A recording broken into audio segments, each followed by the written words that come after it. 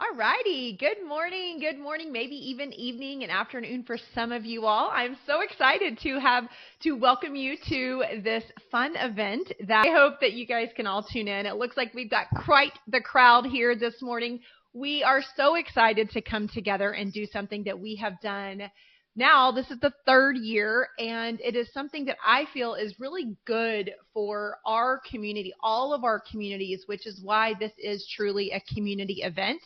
I take a great honor in pulling some of the wisest, most inspirational, and truly good friends, good business friends together to learn from them. Just as you're learning from them, I'm going to be learning from them. But this event, if you just stumbled upon us, which I know that this is intentional for you to show up today, but this is our State of the Union for service providers. And this is intended to be all about you, all about what was hard in 2024, and then what is going to be exciting and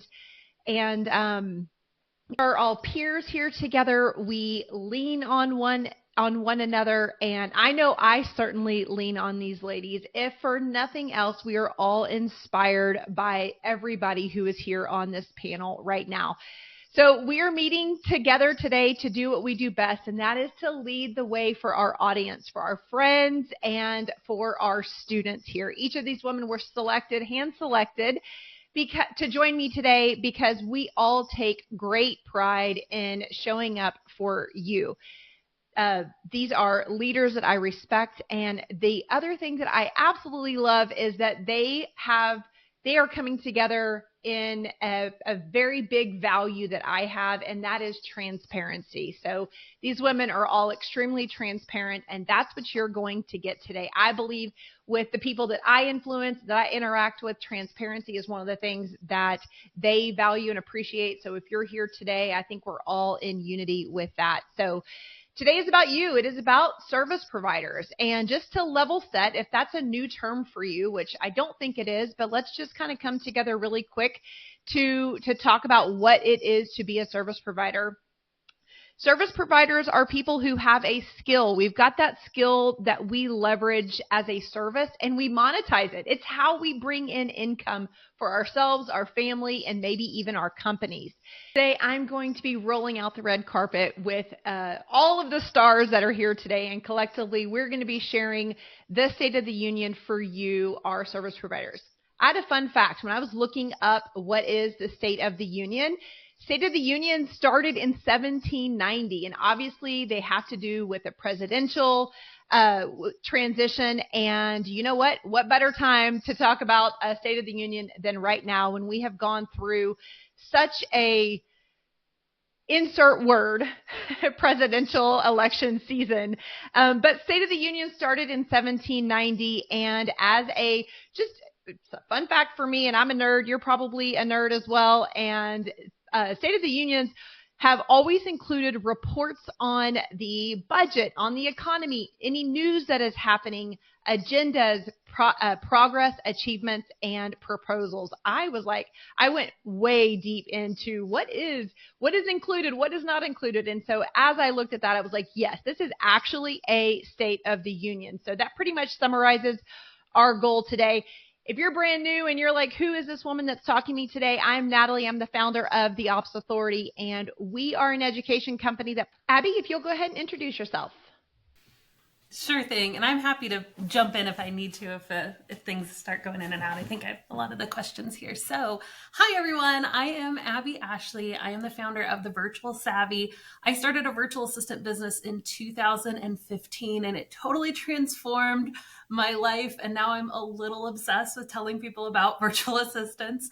I have a community of over 130,000 VAs over on Facebook, and I just love encouraging you guys to pursue your freedom life. So that's why I'm here. And I'm so excited to be surrounded by all these incredible women. We're going to have a lot of fun today.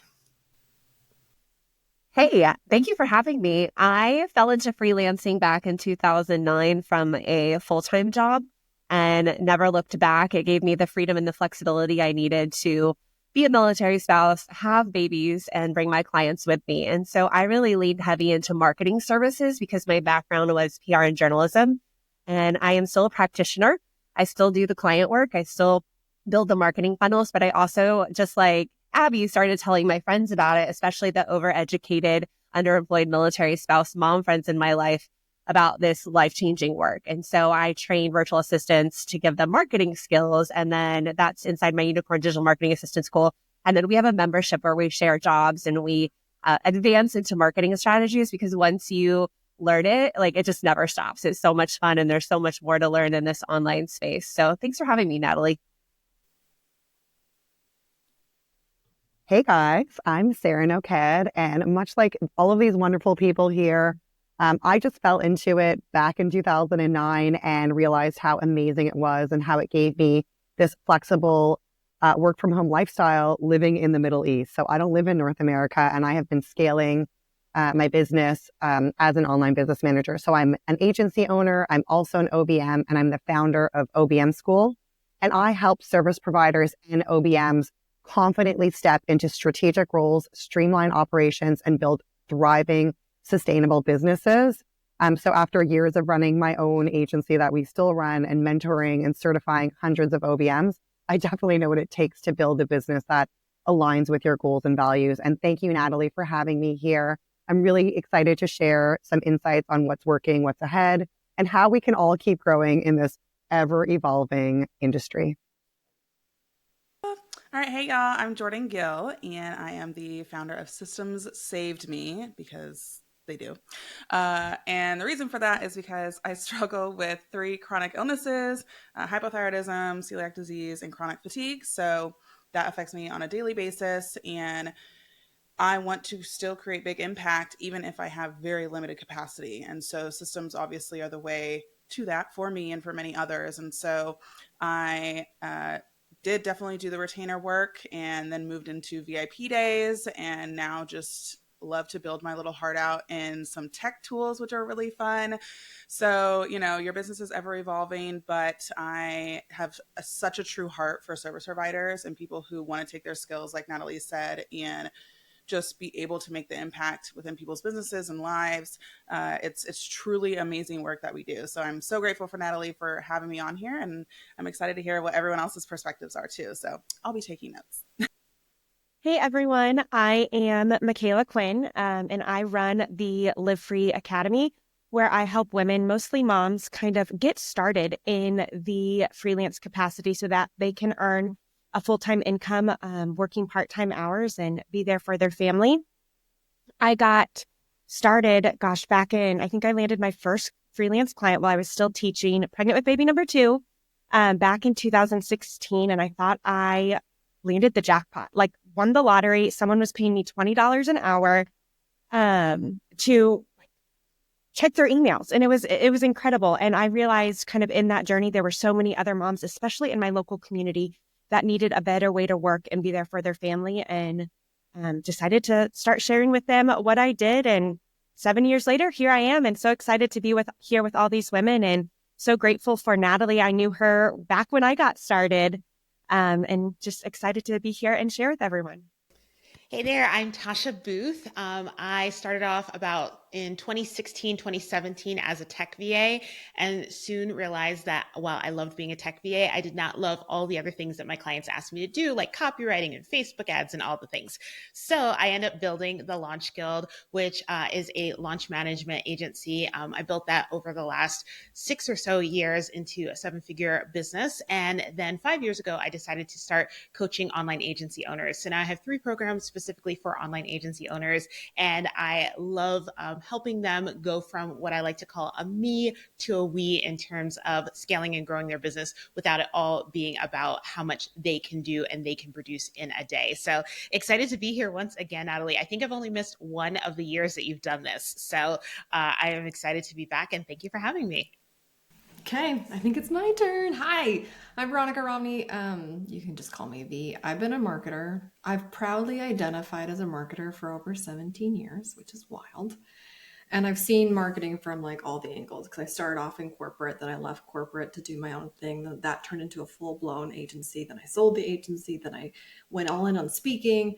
So I'm a speaker, I'm a podcast host, I'm a newly minted book author. Oh, you guys, I'm freaking out. I'm super excited. It's coming out in January, called Identity Marketing. But I'm also known, I think, for helping marketers transform into rainmakers. And I've been doing that for several years, which is a level of mastery, right? Beyond just the marketing fundamentals. And I think it's an upgrade in how you identify and your empowerment, your Sasha Fierce, right? I also get to privately work behind the scenes of some very big brands, very, very visible personality-driven brands or faceless brands. And so I know what they're saying about you when you're not in the room. I know exactly what they're saying about you as a service provider when you're not in the room. And I'm ready to share what they're saying, if that helps you, especially walking into 2025. So let's do this. Well, our conversation today is going to be broken into two different parts. So the first part's going to be centered around what we learned this past year and maybe even a couple of years as we led into the year of 2024. And then the second half is going to be focused on 2025 and all of the exciting things that all of us are thinking and have pulled together to help you to have a better, improved 2025 than 2024. And it wouldn't matter the year. I think as we look forward, this is a great time of year of reflection and also a great time of year of optimism as we look forward to what we can create, pivot, change, improve as we move forward as business owners, as human beings, which is always important to me. At the end of our time together today, you're going to have an opportunity to ask us questions. So feel free to drop those questions in our chat here. And of course, stick around to gain our insights to those questions that you guys bring in. All right, you guys ready to do this? So let's dive into just have a quick conversation about what it was to be alive in 2024 as a service provider. So I have all the U's. I love alliteration, but it was unusual, it was uncomfortable, and it was uneasy. I think that and I'm going to add one that I didn't plan on, but unreal, right? Like if you have been in business for the last couple of years, then 2024 was like, I can't call it a cherry on top, but it was the cherry on top. And I think that cherry is going to continuously change. But 2024 was unusual, uncomfortable, and uneasy. That's what it created for a lot of us. I do feel like this is more of a steady state of business. So if you're new to business, this is probably the environment of what you can expect over the next 3 to 5 years. This is what business was pre-2020. And so for those of us, I know many of us on this panel have been in business for ourselves over the last 5, 8, 15, 20 years on our own. We've seen seasons like this and we're all still here. So for those of you who are joining in, who were like, this was just a really tumultuous year, know that we have ridden through many seasons like this, and you can too. It required us to be innovative, creative, and that skill that every single person who is here today has, which is grit. So this last year was quite different than some of the years in the past, but I'm really looking forward to what we have that we have coming for us. So I didn't want to start this conversation today like pie in the sky. Nothing was weird about this current year of 2024 because it was absolutely weird.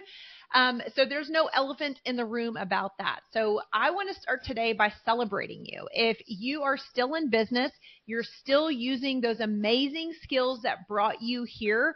We are here for you. Every single person that you see on this screen or hear from today, we are here for you. We have dedicated our professional journeys to making sure that you have the success that you are due. We have been in that path, and we love to celebrate you. We saw a lot of shifts this year, and these shifts affected the lives of service providers. And when in saying that, some of us have selected to join or elected to join in a full-time capacity where maybe we were building businesses fractionally. And some of us have, actually, we've all had to pivot, to innovate, to be creative. And at the end of the day, everybody has worked really, really hard. So the economy was the greatest driver of this change. And of course, that causes people to be more frugal, to spend differently. And we were all doing that on the human side, right? Your groceries were more expensive. Your utilities were more expensive. Gas was more expensive. And that's as a consumer. And so if you think about that from a business owner's perspective, there were going to be changes, trickle down changes, and that is actually what affected us as service providers. As people, we wanted to hold on more, and we saw businesses holding on more as well. It created an unknown territory, which created different behaviors. And so I'm going to open with our first question today, and Veronica and Jordan, I'd love to hear your perspectives on this. The first question I have is, besides the obvious economic changes that I just alluded to, people and businesses spending less, holding on to more, what are the shifts that you saw service providers see or experience in 2024? All right, well, pass it on. So yeah, I really think that one of the bigger shifts that I saw for service providers and conversations and mentorship and all those things was kind of the rhetoric around AI, which, has its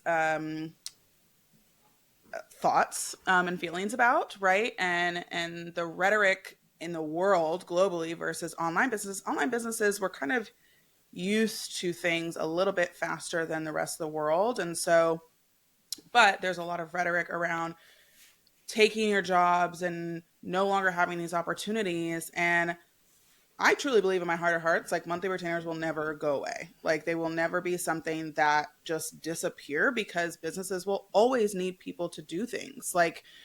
And so, even though on a grand scale, people are hearing about Microsoft and all of these big players and how they're taking AI and using it, I think that, there is this scarcity around, like, oh, if my company is trying to have me use AI, that means they're trying to get rid of me.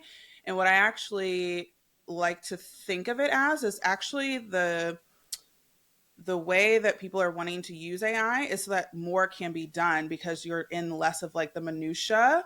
And so I'm choosing, and what I've told my mentees to choose as well, is like looking at this as, how can we just be as efficient as possible and be able to a lot of times shorten the timelines of things getting done. And so when we have that mentality, I think that it allows us to, again, not really hear all the rhetoric, which can be very real for a lot of people in the online business space and online B2B space.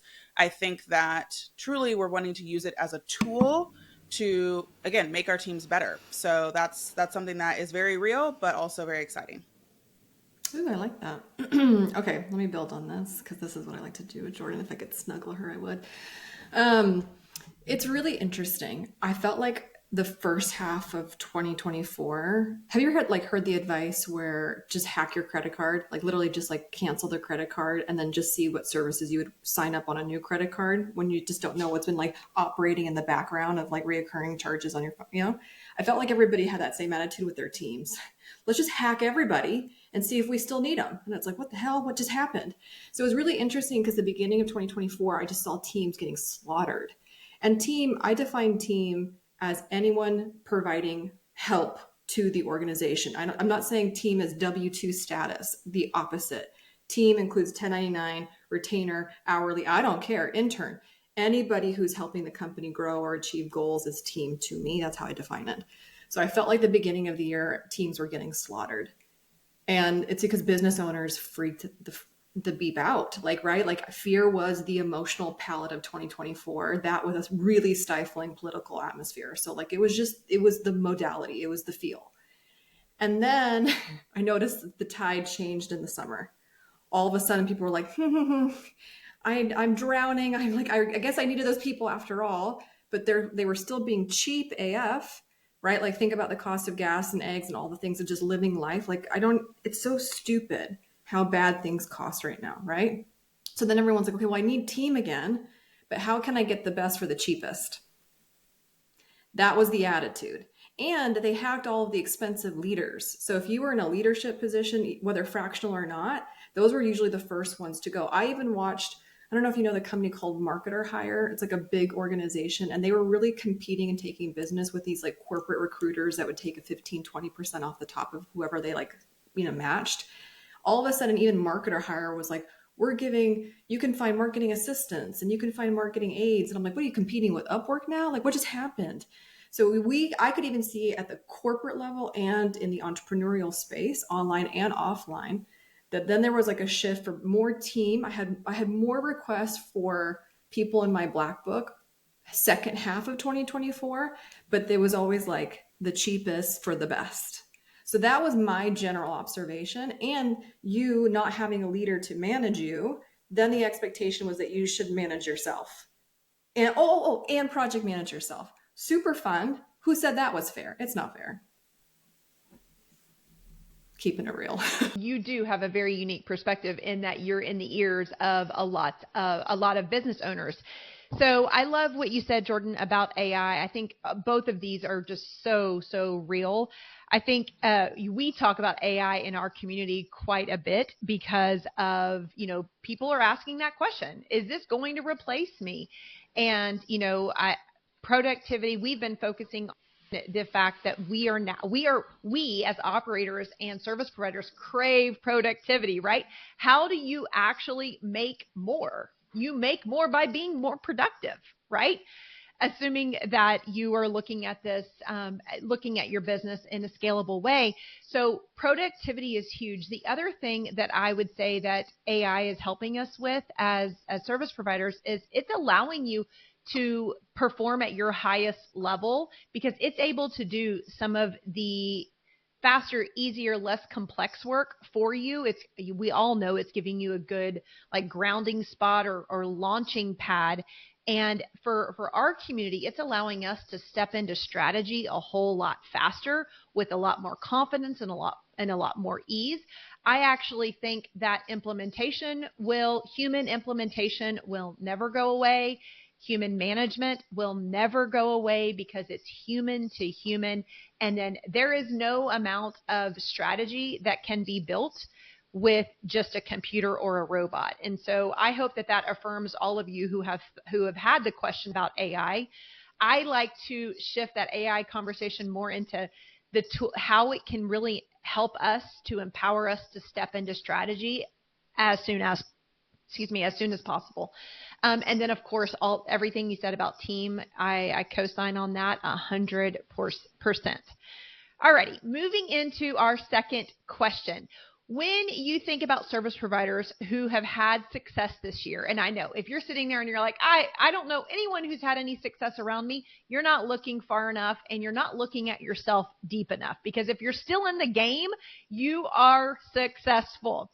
So when you think about service providers who have had success this year, what about them and their business model or the strategies that allowed them to experience success? Sarah, I would love to hear what you have to say. I know you're so close to this, and you have a lot of successful people in your community. Absolutely. And I feel like the AI thing is such a big piece of this. And I mean, I always am, I think, it's like that we used to joke when we were kids, like positivity for life. Like I'm kind of that hopeless optimist. But I found that embracing AI, and just like you said, Natalie, it ain't going to replace us. So you might as well embrace it, and having a growth mindset, generally speaking, about most things in life, and especially business, is where it's at.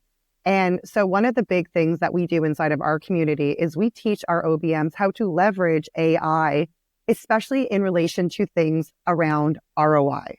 AI and ROI, so return on investment, because as we already mentioned and kind of dug into, I don't want to beat the dead horse, but yeah, the economy kind of sucks. And so a lot of our clients need to understand ROI. And in order to understand ROI from an OBM or any kind of managerial, and this goes for any kind of service support professional, you need to know what the metrics are. And so sometimes, all the time, I'm asking AI, hey, here's my conundrum. what are some good KPIs? Or, and I know that Jordan will love this because we're both like really into systems and systematizing things, but like, hey, can you sort of refine this SOP or this launch plan and help me to identify key metrics? Because when you can convey those back to the client, they're like, oh, you are really providing an ROI. And sometimes as online business managers, because we're managing the things, we're not necessarily a salesperson, it's hard to kind of make that connection. In addition, I've noticed in my own business and in our agency, in like from the perspective of those bigger clients that we work with, that SaaS products and software are getting better at making connections, my friends. And this is a really exciting thing for me because I really rely a lot as someone who's not based in North America on Facebook ads. Surprise, surprise. And I need to understand that detailed journey of my clients and what they're doing and how they are interacting. And I find that there's a lot more software. I just had a call with Hyros earlier today, like those kinds of softwares that do the whole journey and map it all out. And I think that that is going to make it better for us in 2025. At least the hopeless optimist in me feels that way.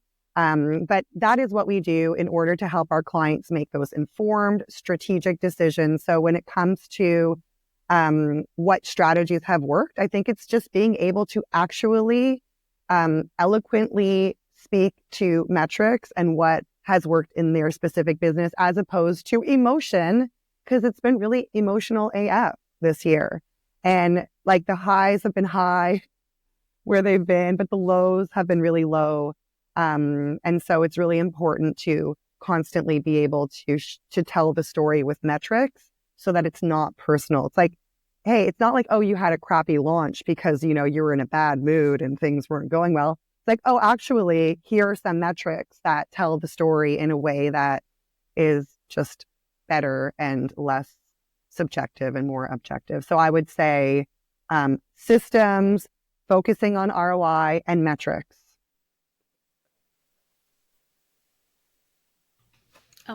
I can go next. I love that so much, Sarah. And I'm going to piggyback off your optimism because I think as service providers, it's really important for us to like take a step back as economy's crazy. I'm in community with a lot of just, local friends who are business owners, a tub repair guy and a mom and pop bakery and things like that. And is it rough out there? Yes. But guys, the people sitting in this room, we have there's a couple things that make a really great business. One of those things is just a good business model. And can we all just have a sigh of relief that we have chosen a really great business model, service-based businesses with reoccurring revenue. I'm going to piggyback that on there as well. Are businesses that have the ability to have very high profit margins, right? It's just a good business model, high profit margins, low cost of goods, right? Some of us have zero COGS at all. We have no cost of goods in our business. You can have 50, 60, 70, 80% profit in your business, where I'm talking to business owners that are literally scraping by, don't know how to pay their employees because they, on the good days, were operating at 5% profit margin. So I think it's just really important for us to think about we really are super blessed. The question, who the people who had success this year. So I'm going to do this case study style because I think that when I look at our students, not the ones that oh man, you got a few clients, but the ones that blew up this past year and had crazy success, because yes, the success stories are out there. The ones that I have seen have great success have done a few things. Number one, good model, reoccurring revenue. And that is another thing that is beautiful about our industry, is that most of us don't need thousands of people to say yes, hundreds of people to say yes. Most of us can get 4, 5, 6, less than 10 people to say yes to have a really incredible business, right? And so I think that reoccurring revenue is part of that, right? And it's a theme that I see with every single one. So if your packages aren't reoccurring, it's a question of is there something, I build websites. Great. Can you do a website and have a reoccurring monthly package that you add on the back end, right? So that's one. And some of these things have been even before this past year, but I'm just, again, my students who have had great success. So the other thing is, and not everyone's gonna love this, so just hear me out, is being open to utilizing a team. And I know some of us are solopreneurs through and through, and there's no wrong answer. If that's what you want to do, that's great. That's another thing that's awesome about the service industry is you get to choose. Like you get to decide what this is going to be and what it's going to look like. But I would allow yourself to open up the possibility that if you haven't thought about, you know, utilizing a team in some way, and again, it can be a slow thing. And I think that, well, I'll visit that in a second, but like having a team truly does allow you to operate in your highest value. So whatever it is, if you are a visionary, but you can also do like social media, or you're great at sales, but you can also do the operations. Like if you have a team, then you are really able to double down at the thing that you are great at, which really does cause you more happiness in your business. And it allows you to make more money because you have more people doing the things, right? You're limited by your own hours. So I'm going to go visit my friend Thais, who is about to have her, she's one of my students. I've been following her journey for the past 2 years. She's going to do $2 million in her business this year. How did she do it? Reoccurring revenue, a high value niche. So she eventually, not on day one, but she eventually niched down to roofing companies. So she literally, like she doesn't say this on her website, but she has told me personally, I'm looking for millennial aged roofers that are doing $1 million or more in their revenue, like in their company, right? And so high value niche, reoccurring revenue, and a team eventually, right? And I think that that's the thing. Some of us are like, I want this to be right now. It's like, no, it's okay. It's okay to start off as a general VA, or it's okay to start off, you know, where you're at right now. And then slowly, business is the art of the pivot. And I see so many business owners, especially this past year when things went a little crazy. They're like, well, that's not working. Let me scrap it and throw it away. Let me try this. Oh, that's not working. Let me scrap it and throw it away. But literally business is the art of the pivot. Like, let's go this way. All right, this is working. Let me do more of what works and then less of what doesn't work. Okay, that's working. Let me do more of what works and less of what doesn't work. And if we're just quit reinventing the wheel all the time and just stay and just double down on what's working, which is what I'm seeing my successful students really do, it makes a big difference. So high value niche, build a team, reoccurring revenue, and just let yourself be in the stage that you're in as well. If you're here and you're like, I just started, this all sounds like a lot. That's okay. Allow yourself to be in that stage. That's all. And just to kind of jump in there too, talking to those of you that are just getting started, what I've seen people who are in the early stages of starting their service provider business, what I've seen those students who have been most successful this last year really leverage is number one, tapping into networking with their local communities.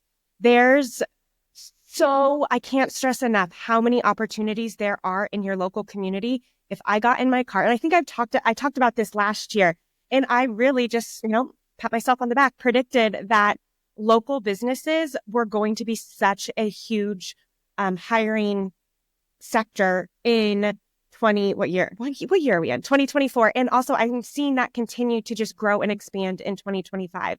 Students that leverage their local communities had so much success with connecting with potential clients. Thinking of case studies of a couple students that were able to go into their local networking communities and land 5 clients within 1 month. These are more of your traditional type businesses, therapists, mental health facilities, roofers, those type of service-based contractors too, like Abby Ashley was just talking about. Real estate agents. There's so many types of clients, industries in your local community. If you got in your car and drove to the nearest strip mall, there's probably 5 to 10, 20 plus, depending on what type of community you live in, businesses that don't necessarily know you exist, but do need some form of support. So students that were willing to connect with people locally in person, which can be kind of scary, had a lot of success this year. Also, we saw a huge demand for general virtual admin assistants. A lot of people looking to outsource that, looking at kind of our job board and what positions students did land clients in, a lot of general admin services. And one thing I saw within that I haven't always seen as much is people looking for a general VA, but also wanting that person to take on some specialized services as well. Like people were trying to, I think it was Veronica mentioned, get more with less or get the best for less. I saw people wanting to get a bunch of support in a lot of different areas and classify it under the general VA umbrella, which typically in the past it's been, I need someone to handle the admin, but I also need to hire someone to specialize in my podcast and someone to specialize in running my Instagram. I saw people trying to blur that a lot this year, which good and bad, pros and cons to both of that, both from the business owner side and the service provider side. But if you are someone who is willing to kind of dive in and learn new things, there was a lot of success for you. I saw a lot of success for you in doing that in 2024. And then last thing, consistency and helping women get started. Consistency. So we do, in my program, we run a monthly challenge to land your first or next client. And I saw students that went from enrolled to quitting their jobs in 3, 4, 5 months because they did back-to-back challenges. And were able to land their, 3 to 5, 6-ish retainer clients pretty quickly. When you talk about starting a business and being able to replace your income and quit your job in 3, 4, 5, 6 months, that's kind of insane.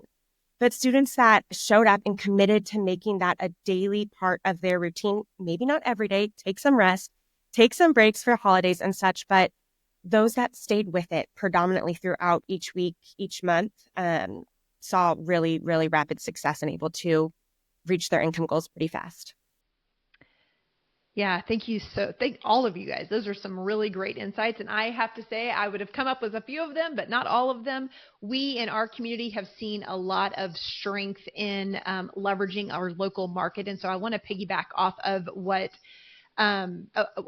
Michaela had just shared. The reason that I believe that we have seen, all of us have felt kind of the broadening of more general roles than specific roles is because in these, we with the skill set that we are learning in an online educational capacity, which at one point we were able to be very specific to, a lot of us met because we were focused on the online business owner. Now that we see the skill being able to be extremely effective offline, which it always has been, by the way, I had a 15-year corporate career with these exact same skills, and so have many of these women here.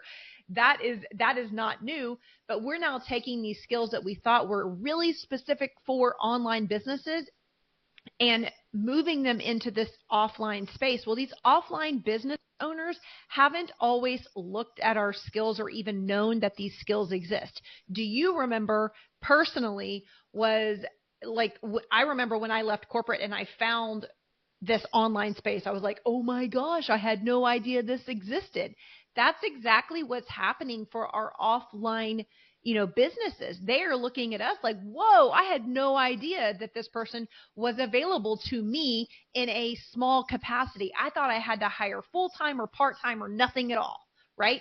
So they're expanding, and because they're green to or new to the type of work that we can provide, the level that we're able to provide, the models that we're able to provide, they're blurring kind of what we've already matured through, right?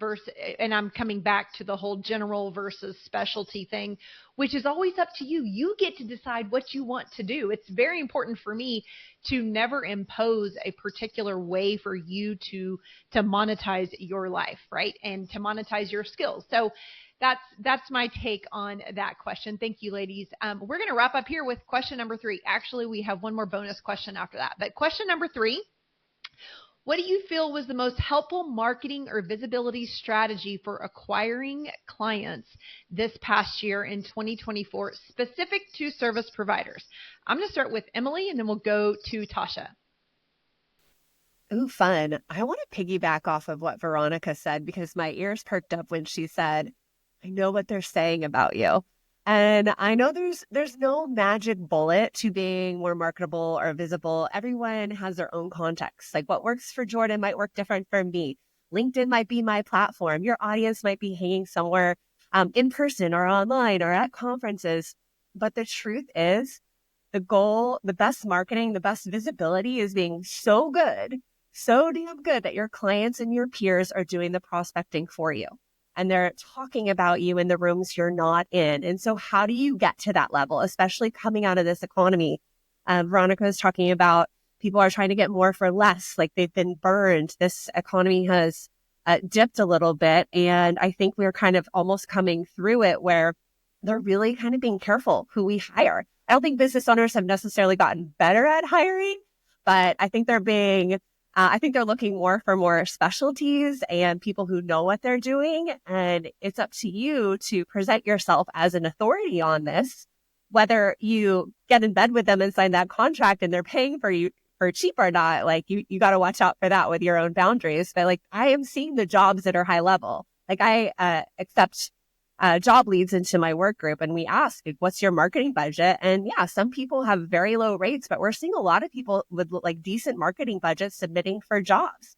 And so how can you get really, really good at your job and actually do what you say, communicate to the client, follow through and create like a client experience? Because that's everything right now. It's about mastering your craft, developing your skills, and doing the best work for the current clients you have, because you're going to hear advice about networking and collaborations, and all of that starts with you being really good at your job. And it sounds like very boring advice, but I'm hearing what the people are saying, and Veronica's hearing that too. And they're frustrated out there. They've been burned. The economy a couple years ago, they could just scoop up anyone and think that they were going to be good at this service. And we've just gotten more sophisticated. Buyers are more skeptical. And this is a chance to really stand out, differentiate yourself, and come to the table with good marketing assets, audit your stuff, make sure you look like an expert, and then you can demand those higher rates too. So I'm excited to hear what Jordan says. Oh, wait, I think it's my turn. Tasha.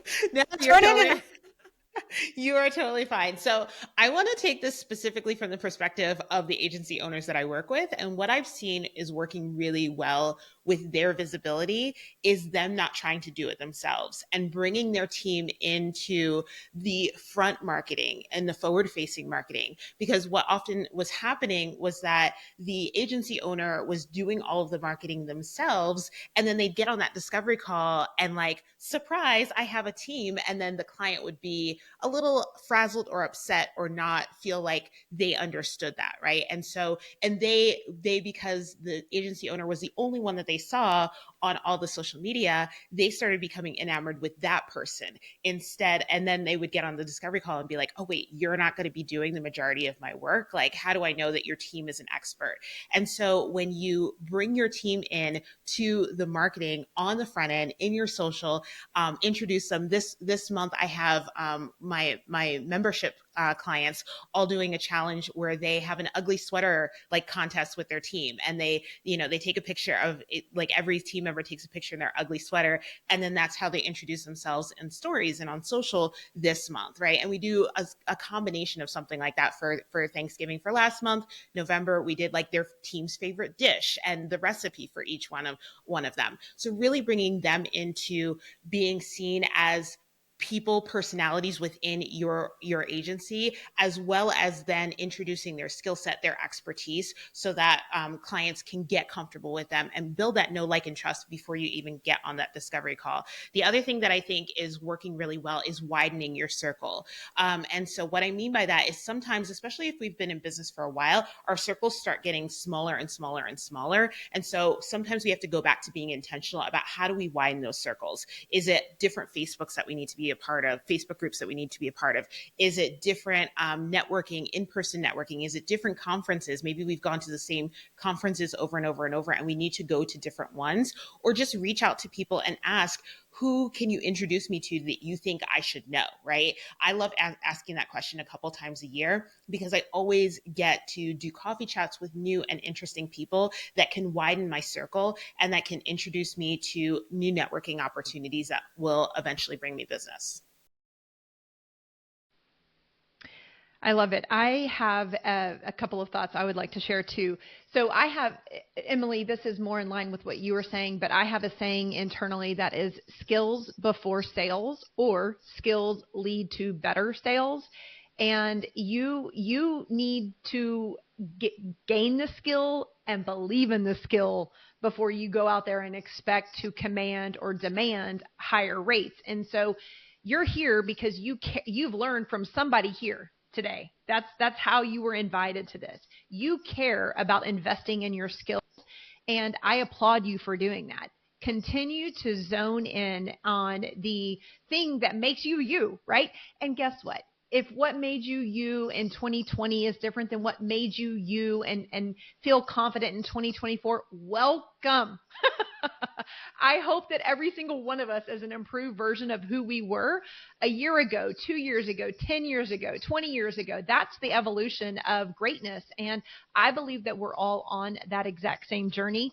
So continue to invest in your skills, believe in those skills, and you will, can, and will demand higher rates on the back side of this.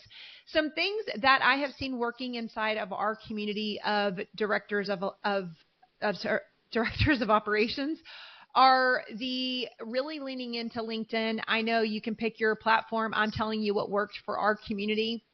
LinkedIn has been incredibly powerful because it is agnostic of online or offline.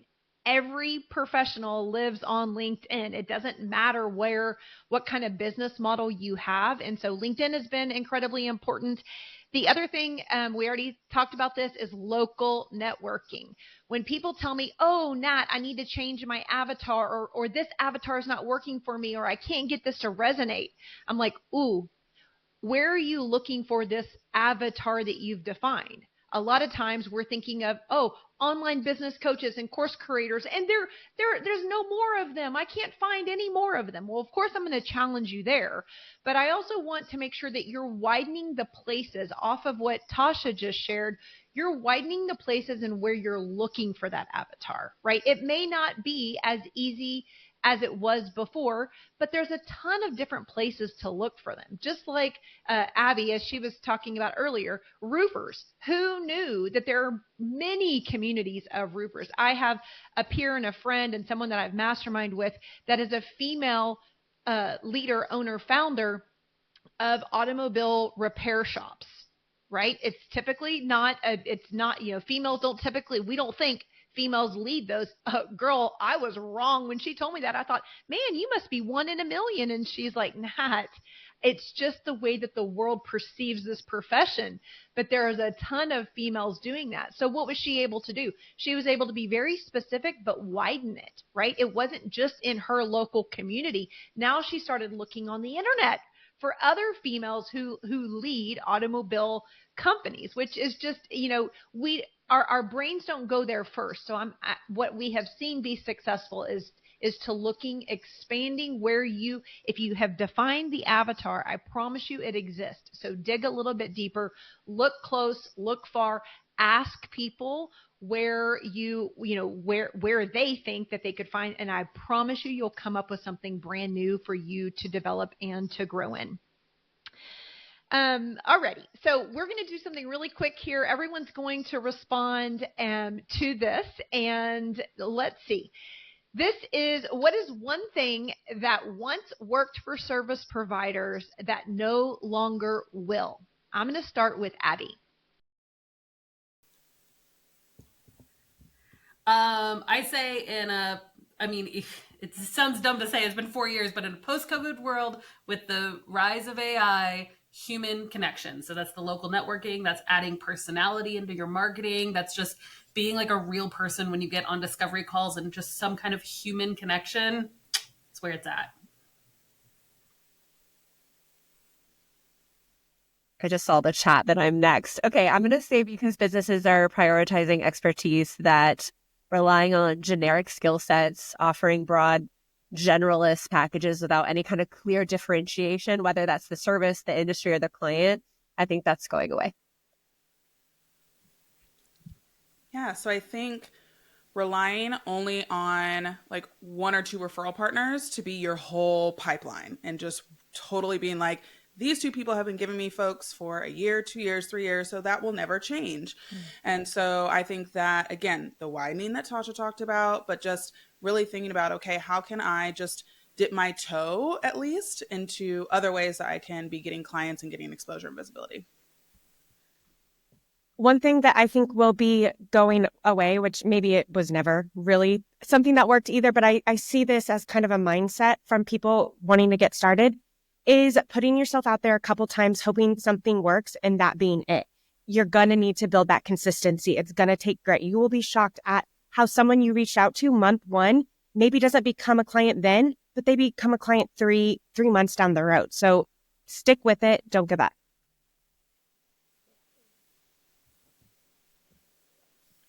Sarah?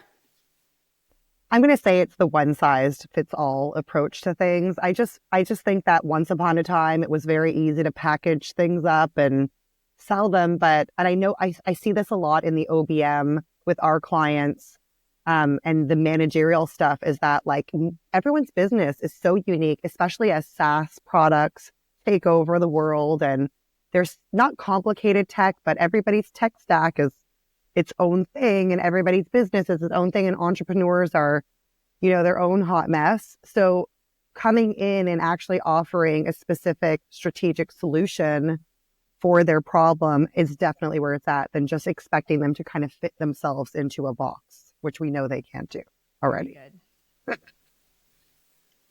Yeah, similar to Jordan, I think a one-pronged lead generation strategy is not working. And so passively waiting for referrals to feed your lead generation pipeline is not going to be the way that you get to the revenue that you want to make, the type of business that you want to have. Because when you're waiting for other people to do the work for you, you take yourself out of the driver's seat, and this is your business. So having referrals as part of your lead generation strategy, but not 100% of your lead generation strategy. Okay, I'm going to say the not sexy, but I think it's sexy answer. Get your contracts in order, period. What's not working is where your contract is so ambiguous to start. So then your client then starts shoving in whatever they can because it's like the junk drawer of a contract. Don't do that. And also don't take their word for it that they will pay you in arrears or they will adjust the contract after you've already adjusted your services. Stop doing that to yourselves. You won't be taken nearly as seriously as you want to be, and you're not going to get paid what you deserve. And I've just seen a lot of really good people get screwed on their financials because they didn't show up like a boss with some good contracts. All very, very good. The thing I'm going to end on that I would say worked at one point and is not working as effectively anymore is being exclusively sharing and marketing your services on social media. There's just too many social channels that are popping up. You probably don't need me to tell you all of this, but I believe when I came into the game, that was the easiest way to get clients. And today, for the way that I have grown, it is one way, but it is not the only way. And so thank you all for really helping me to talk to our service providers today about kind of the woes and what 2024 really was like. I want to take this opportunity to now really shift. Okay, we are wrapping up 2024. And if you're listening to this in 2025, we have already tied the bow on this. And we are looking forward with a lot of excitement, a lot of vigor, and a lot of grit as we continue to move forward for what it means to be a service provider in 2025. We have so much opportunity that is in our back pocket that we have leveraged before, and we can continue to pour into. We know, as we've been talking about today, we know when you put action and intention somewhere, there's a lot of blessings on the back end. We've all been the recipient of that. And guess what? That is not going anywhere. And so 2025 is going to be an exciting year. It's going to be a year where we continue to, guess what? Pivot, grow, learn, change, evolve, innovate. That will never end. So if you felt that that was the hard part of 2024, friends, that's what it means to be a business owner. And you can be a boss at all of that. It may cause us to dive into areas that are not supernatural for me. One of those areas for me that is not, my native powerhouse is making decisions. I'm a deep person, so I ask a lot of questions. I'm extremely curious, which causes me to be slow. I'm a very collaborative person. I like to group think.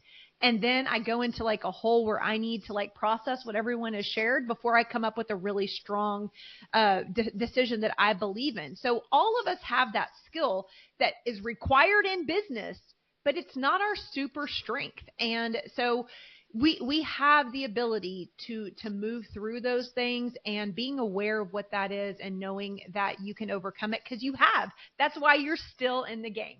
So let's shift our conversation forward into what we're looking forward to in 2025. Let's kick off with the first question.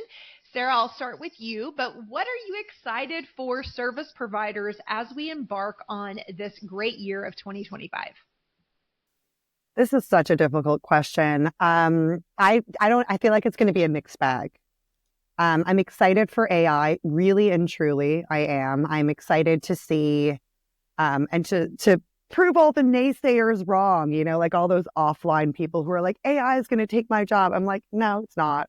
It'll help us to really improve and build on things. So I'm really looking forward to seeing how that pans out for sure. And I don't know. I don't even know what to expect with what will happen, because I feel like we've seen so much evolution in 24 that I think it's gonna blow up. I think we're gonna have a very different playing field, and I think it's gonna open up a lot of opportunity. I can't remember who was mentioning the generalist type kind of angle, but I feel like that will be no longer. And generalist, I don't even like the term generalist. I will say that as well, because like, what is a generalist? I feel like we're all kind of generalists, but also, I think what I'm trying to say here is that you can be a generalist, but you also have to be very open-minded to like specific tools and having, specialties in certain things. And, one of the things that I think is really magical is how a lot of these SaaS products are getting like bigger than life. So I've been encouraging some of my OBMs to niche in specific softwares, which, oh my God, I would have never recommended. And obviously it's, not everybody, but like what the never. And now I'm like, well, that might be a great option, because we can identify the clients that are making money that can, use an OBM. So that's a great place to start. So I think like niching, dare I say, because my whole thing has always been like niche on personality as an OBM when you partner with someone. And I will stand by that. And I think that is like the first tier. But then also don't be so afraid to get really in deep with a particular software if it's resonating with you. And I know a lot of us are very techie and very geeky. So I think just being open-minded to like evolving with AI and with yourself, and being open-minded to different clients. Like years and years ago, I worked with a fisherman. Okay. Like we're talking about roofers. I had a fisherman in Australia, okay, who was catching the barramundi fish and who had this course online to sell this kind of philosophy and was killing it. He was making tons and tons of money for such a specialized niche. And I say that because you never know what's out there. And that is the exciting thing about it. It's like that retainer, what Abby was saying about that gorgeous profit margin, but it's also about not getting bored. Okay. And for those of us who have been in this industry for a while, I know all of us here have been, we got to keep it interesting. So don't be afraid don't be so rigid in who you think you are as a service-based support professional. Be open-minded, because I really believe we are going to see some rapid change. And we already have, but it's just the tip of the iceberg. And not even just with AI, with like life in general and AI and other things. Who knows? Yeah, for me, I am excited to see service providers not just, and I'm putting just in quotes, see themselves as service providers, but also see themselves as thought leaders, see themselves as people who can get from behind their computers and step into real live spaces, and maybe sponsor things. I had one of my coaching clients this year. She went to a conference and she sponsored a table, and she was the only service provider that had a table. You know, usually we think of products and we think of like those sorts of offers as having tables at conferences. And she had one, and she filled her discovery call pipeline like 1 to 2 months out just because she had that table at that in-person conference. So I think that there's so many opportunities, and I want us to dig deep, be creative in how we connect with new people, and not be afraid of owning our brilliance, owning our genius, and thinking outside the box into how can we connect with people, but also how can we elevate ourselves as thought leaders and not just, once again, in quotes, service providers, because I think that there's a great need for that leadership throughout the community. Yes, yes, yes. I would say if I was answering this question before I heard what Sarah was going to comment with, it's really, for me, as I look at this, I am thinking AI and how AI is going to allow business owners to grow faster, which means if they're going to see growth, we will see growth, because business owners have to be supported by us if they choose to scale, right? So if they are looking at growth and scale, they're looking at team, they're looking at doing things you guys know why they hire us, but people always think, oh, is this going away? What's going away? As long as there is commerce, which, every nation, every economy requires commerce. If they're going to grow, we get to grow. And so I think that the just growth in general is exciting for me. And I know that AI is going to be a strong tool for everybody, not just us, not just the SaaS company, but for every business owner. And I think it's going to be something that we all get to grow from. Question number 2. Do you expect to be most desirable this year and in the coming year? So we're talking about services specifically, and I pulled in 2 people who have great perspective because they see a lot of a variety of service providers and services in their realm. So Jordan, what do you think? I love talking about predictions and forecasting. So when I got this question, I was like, So thank you, Natalie, for giving it to me. So mine actually is really specific, and then I'm going to expand. I truly believe anyone who is helping folks in the realm of audio, it is going to be that kind of a year in 2025. Reason being, obviously, with the election, podcasts had a moment, okay? And it's never been like that. I don't remember, I'm 34, but so I've been on a couple election cycles, but I don't remember podcasts being a big push for candidacy. And so when I saw that, I was like, oh, whoa, this is a whole nother level for podcasting. So on the podcasting side, so if you're helping with podcast launches, podcast management, any of those sorts of things, private podcasts, even as a lead gen opportunity. And then additionally, I think another audio experience that, again, we don't talk about a lot in the online space, but I think is going to do really well is audiobooks. So for the Veronicas and the other folks who are doing books next year, making sure there's an audio version, because again, when social media gets really loud and the algorithm is telling us what to pay attention to, all of a sudden, I think people want to just kind of close their eyes and block out the noise, and what's left is what you hear. So Amazon is doing a lot of interesting stuff around pushing audiobooks. It's always been one of their biggest profit centers. And so if you're creating like an audiobook series or something like that, like there's so much opportunity in audio with Amazon and what they're pushing. So again, you think about what are these companies wanting right now? What are they looking to push and what are they looking to drive forward? And ride that wave. So if your clients are launching books or really enjoy the format of audio, suggesting and helping to facilitate and build that sort of campaign or launch or whatever is also going to be super big, in my personal opinion, in 2025. So it's going to be a big audio year. Really excited. I also was excited to get this question, and I was excited to go second after Jordan, because I'm like, depending on what Jordan says, I will modify my answer. Okay, my whole brand is based off this idea of unicorn, and unicorn does not mean somebody who does it all. It's just someone who owns their expertise. The things that they have done in their past life translate into this online business, and you sprinkle in something new, and you are completely unique from the next person, right? So that's really what this is about. So I think if you can combine anything AI related with any kind of specialty that really focuses on outcomes, you are going to kill it this year, because you're going to stand out from the crowd and you're going to be able to, you're competitive doing anything AI related anyway.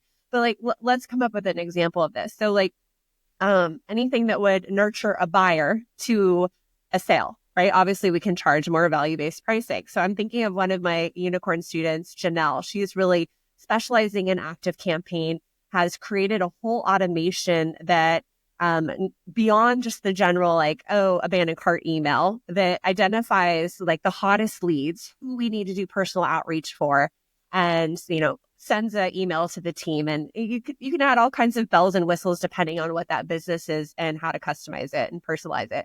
But like, she has taken a service as simple as email marketing and tech and automation and now made it super sexy and outcome focused. And I think that's where you're going to come in and be able to charge the top dollar. Now, I am in the marketing department. I have shared over 3,000 jobs. I've stopped counting with my community. And so I had to go back and look at the data and look at the forums and just see what was the most requested service.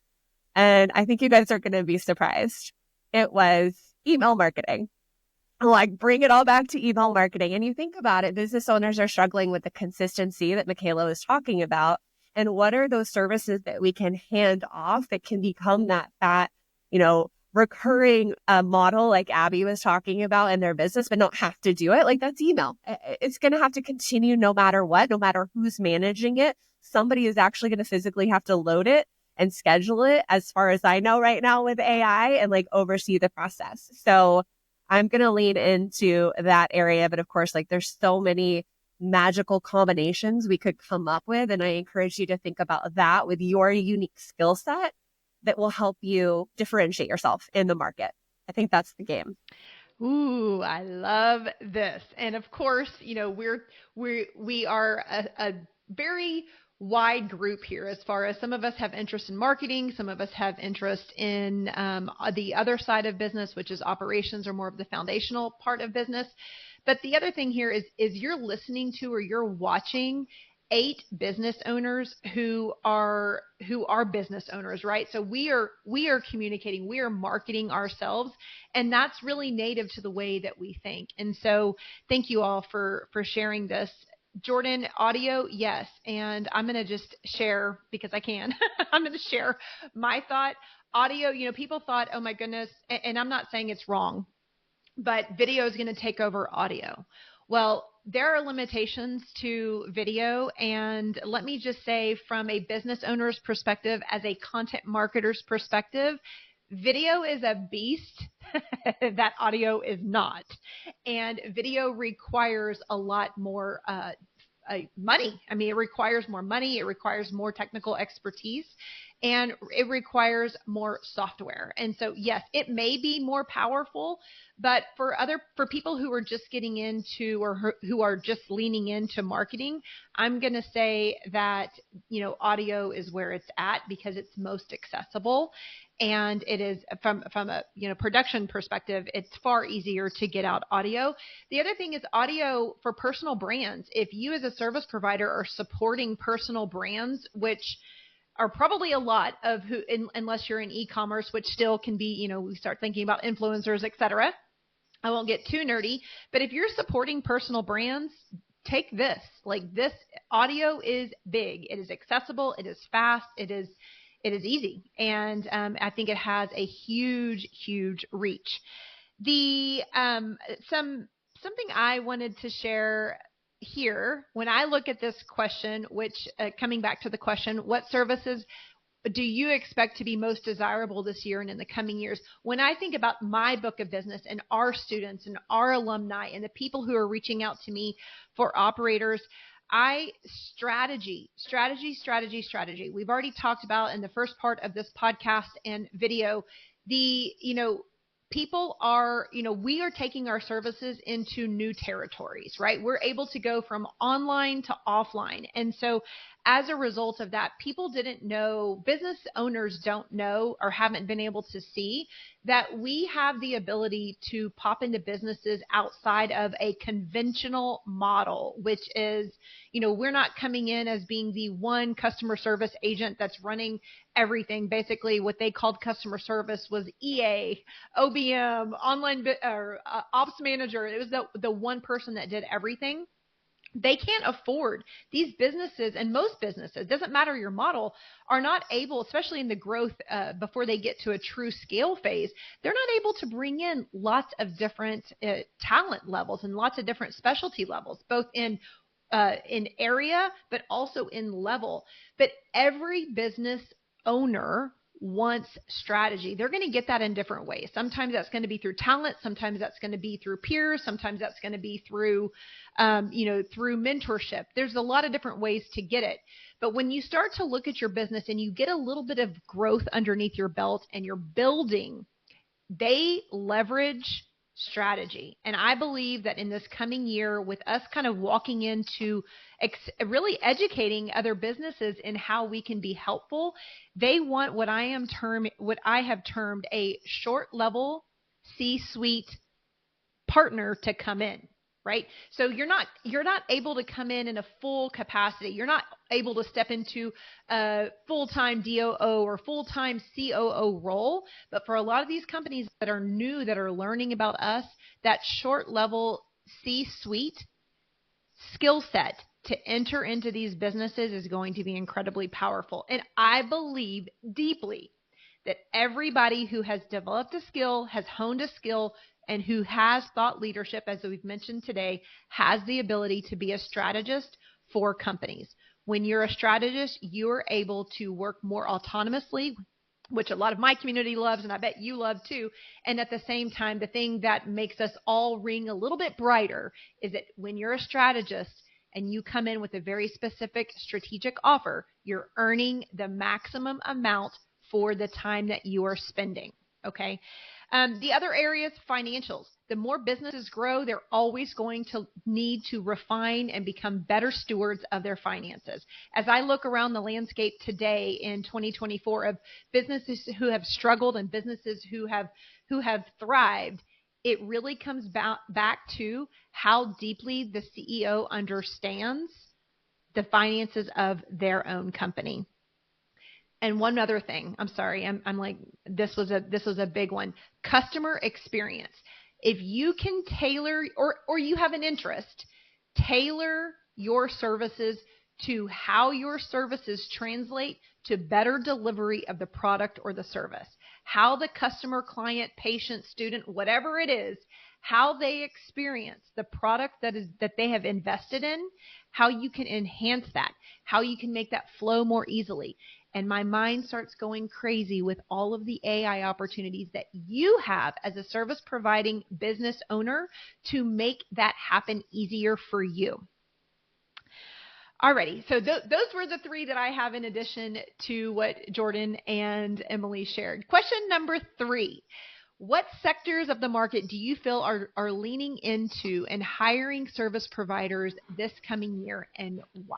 We've already dug into a little bit of that, but now let's go in deeper into kind of the business model and the sectors. Veronica, I'll start with you. I know you have such a good grasp on this. Okay, and when we say sectors, you just mean like verticals or industries that are hiring service providers. That's how we're defining this. So I'm not going to tell you online course creators. I'm not going to tell you online coaches. Like, let's just, bye. Okay, for real talk. There are three to me that if I were starting a service providing business tomorrow, I would literally pick up the phone and like, let's go. So first one is higher education. Do you know who's having a legit crisis right now when it comes to remaining relevant?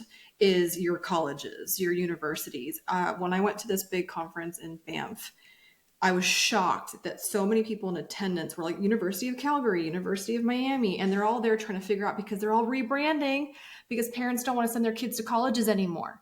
They're literally having like a marketing crisis because why would you send your children to these expensive institutions when you should send them to like a trade school and they make more money out of school without debt? So they're looking for marketing help. They're looking for marketing hands. They're looking for marketing refresh, both strategy, like what Natalie was saying, strategy, but also like the doing. So that one surprised me. I want to give you that one. Two, health is having its moment. And I know that played out big time in this last US based election, but like the health of cold plunging, saunas, detox, castor oil, like I won't even tell you what I spent on Black Friday on my non-toxic ceramic pans, but I did. I spent a lot. It's just a thing. And like the Food Babe, did you ever follow Food Babe when she exploded because she like took Kellogg's by the throat?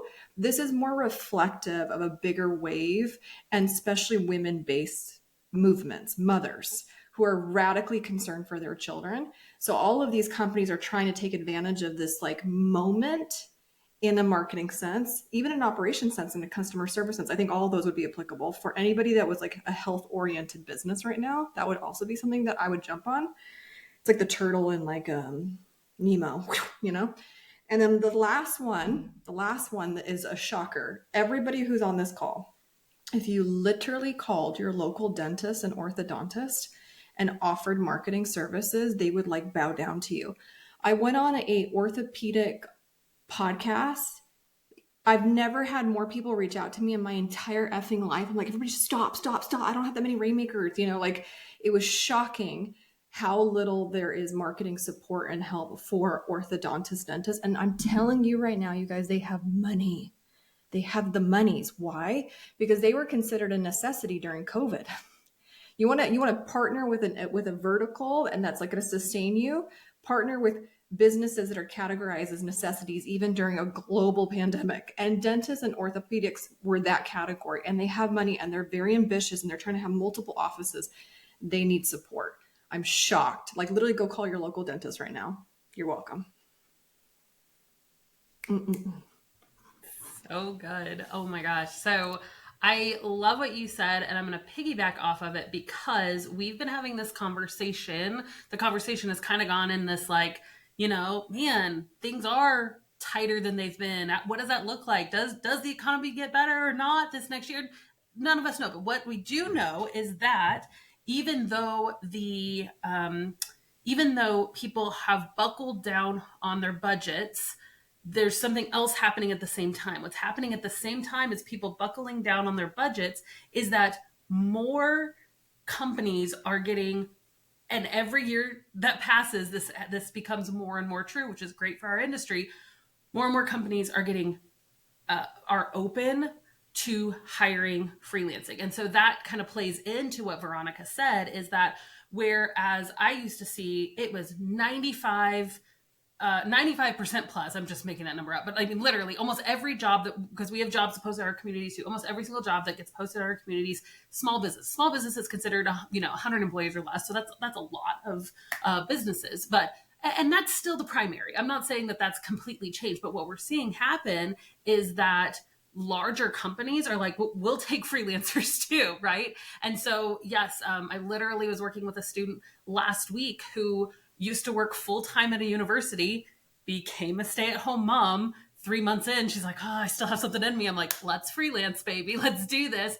She literally got hired by her university to do the exact same job, half the time, flexibility, and more money. I'm like, yes, this is what we're talking about in 2025. So, and it's just something for us to keep in mind. Now, And another thing that if we think about, okay, people are holding on to their budgets, think about it this way. That also means that they're being more intentional with their hires. So I think that we can use that to our advantage as well, knowing that when you find an ideal client, when you pitch to work with them, when you have a call and you sign them on, as long as you are on your end doing your best ability to serve them well, to give them a great experience, all of that, I think that we're going to see like the longevity of our clients actually increase.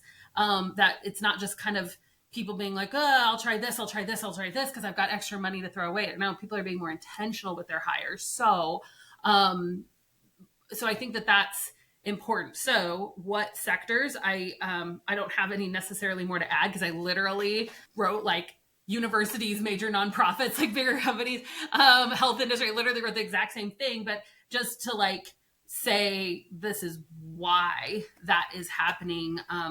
People, I mean, the freelance industry is just growing astronomically, but that's because people are more comfortable with hiring freelancers. So this is all good news for us. Now, I'll say one more thing too, because sorry, Natalie, this is my first time on this, and I'm a really big talker, so you have to shut me up sometimes. So I one thing too, when like thinking about, okay, that's great, but like, where do I find these people? So I was doing some research yesterday, actually, just on like freelancing in America and all of that. And so this is on the SCORE website. You guys know like score.org, they're local. Their mentors are sometimes okay. They're usually not great. But this article is really interesting because it's like, where are freelancers in 2025 or in 2024? Where are they finding clients? And the list, the number one, it's friends and family, then professional contacts, social media, online ads, online job boards, and then freelance marketplaces. And I think so many of us try to go opposite of that, right? We're like, well, check out some boards. I'll just kind of poke around these boards. Oh, nothing's really happening. Well, maybe I'll post on social media. But just circling back to what Michaela said, like, we're actually doing it the wrong way, guys. You've got to start with your friends and family, your professional networks. That's, even though I'm saying, yes, universities are hiring now. These, bigger health companies are hiring now. Yes, but where do you find those people? If you can start with your personal connections, guerrilla marketing, word of mouth marketing, relationship marketing forever will be the most powerful form of marketing. So that's how you find those people. I just added on to it. I'm sorry. I love it. I'm a big believer in conversations are queen. People spend so much time in a lot of non-conversational things, expecting new clients, expecting raises, expecting to progress, and it all comes back to conversations forever and always. And it's not even just acquiring clients, it's also keeping, maintaining, and elevating clients as well. Conversations for life.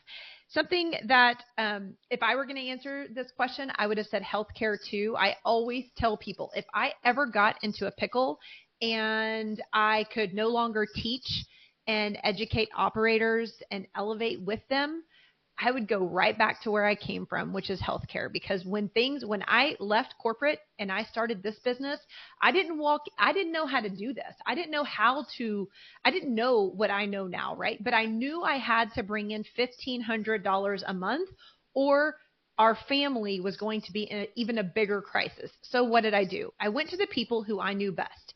And I have grown up in healthcare as a nurse, have built many clinics, have been in, fitness centers. Basically, I've grown up in this health space. And so what did I do?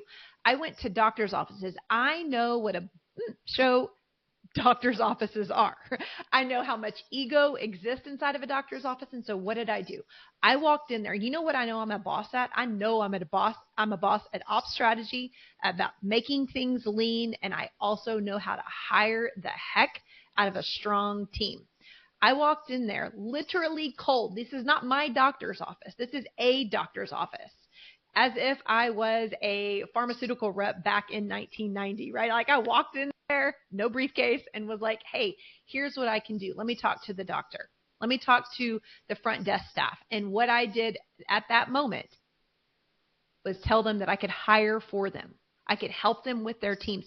Many of the things that I'm teaching inside of our certification come from that exact experience where I walked in locally and we're like, oh, I thought I was going to hire. And what I ended up uncovering were so many other services that these businesses need, such as organizational designs. They're not thinking about that. You know what they're thinking about? Billing the insurance company. That's what your doctor is thinking about. And we'll save that for a whole other day. But anyway, when I think about industries and sectors, I think healthcare will always desire expert help.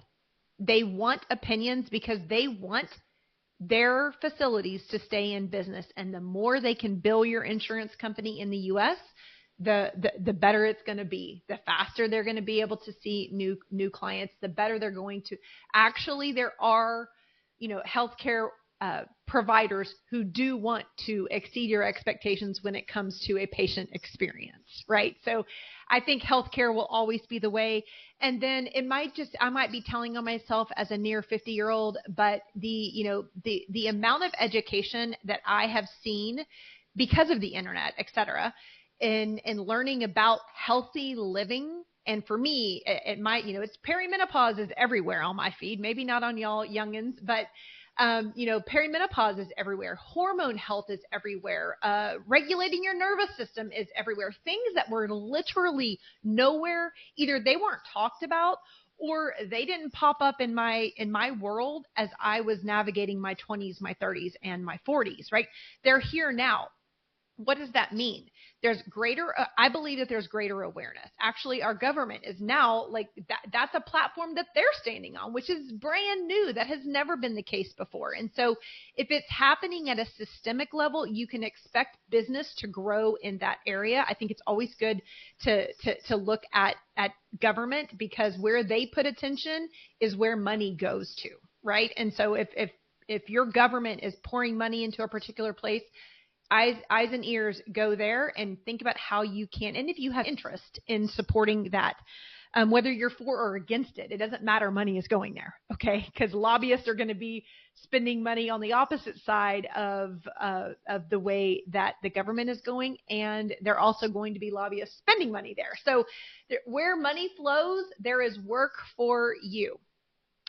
And I bring that here because as I'm thinking about this, this is really personal and maybe, like I said, maybe a sign of my times, but I'm thinking about hormonal health on the regular.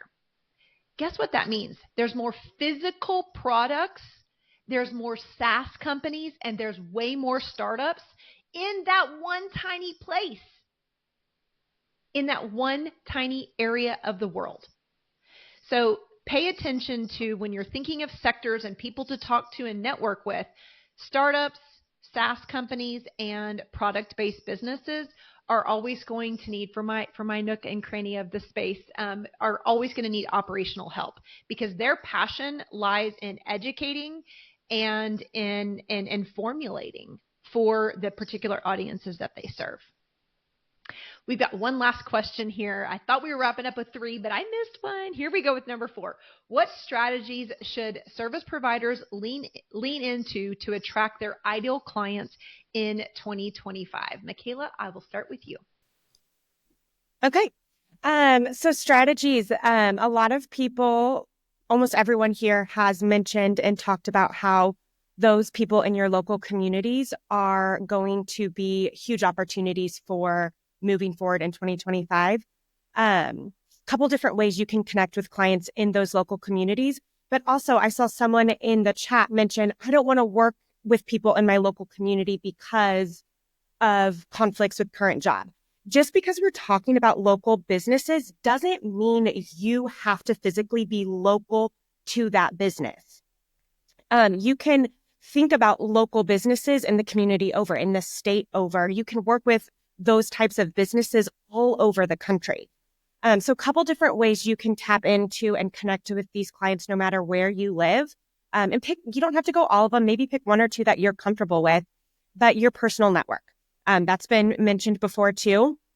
And I hear from a lot of people in my community, but I don't know anyone who owns a business. It's not always about who you know and what business they have or don't have. It's about who you know and who they know. So they might not own a business, but you can just share with them as simple as, hey, I'm starting a business helping roofers market their businesses or dentists market their businesses. If you know of anyone in this industry that needs some help, I would love and appreciate your referrals. So that's one way. Another opportunity, Facebook groups. And these are all, none of these are new, just kind of reiterating the variety of ways you can find and connect with this demographic of clients that are, there's going to be so much growth for opportunity moving forward. And why there's that huge growth too. I wanted to mention this. There's way less competitions in these local communities. Online course creators know where to go to hire. These local business owners are like, first of all, they maybe don't even know that hiring you is an option. If they do know that's an option, they're like, I don't know where I'm going to find a virtual assistant or a social media marketer or someone to do my email copywriting. They don't know. They need you to come and share that with them. So personal network, Facebook groups too. You can find local Facebook groups for your community or the town next to you or whatever. Just search your town, your city, and entrepreneurs, or your town and city and small businesses. There's going to be a variety of groups you can join and connect and get to know people in there.